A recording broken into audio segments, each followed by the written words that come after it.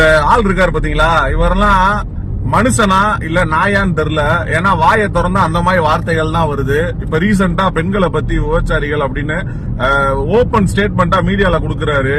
திமுகவினுடைய கொத்தடிமை. இத்தகைய நபர்களை எப்படி மக்கள் வேடிக்கை பாக்குறாங்க அப்படின்ற விஷயம் தெரியல.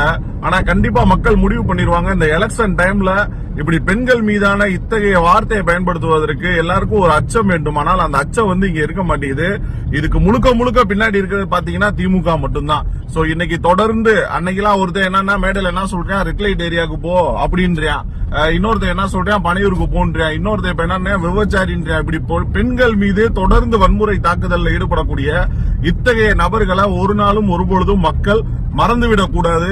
இதுக்கெல்லாம் நீங்க செய்ய வேண்டியது ஒன்னே ஒண்ணுதான், ஆட்சி மாற்றம் தான். இந்த திமுக அரசுக்கு, திமுக கட்சிக்கு முடிவுரை எழுத வேண்டும் என்றால் மறக்காம விசில் சின்னத்துல ஓட்டு போட்டுருங்க. தயவு செஞ்சு திமுகன்னு ஒரு கட்சி எலெக்ஷனுக்கு அப்புறம் இல்லாம இருக்கிறது இந்த மக்கள் கையில மட்டும்தான் இருக்கு. அது குறிப்பா மகளிர் பெண்கள் கையில மட்டும்தான் இருக்கு. இதை எவ்வளவு தூரம் பெண்களுக்கு ஷேர் பண்ண முடியுமோ தயவு செஞ்சு ஷேர் பண்ணிருங்க. நன்றி.